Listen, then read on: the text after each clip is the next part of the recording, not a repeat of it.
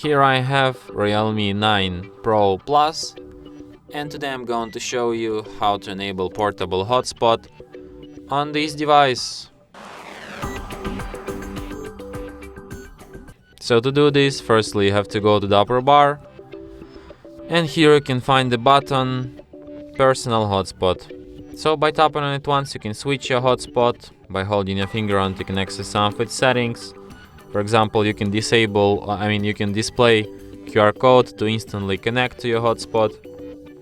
You can also change some of its settings, like you can change its name, you can change its security protocol, you can change its password, you can change its AP band, you can make it visible to other devices or invisible.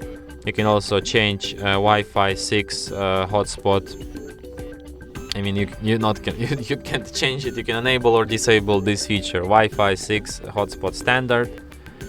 You can also manage connections, like you have block list where you can add unwanted devices. You can set up maximum allowed connections. You can set up data restriction.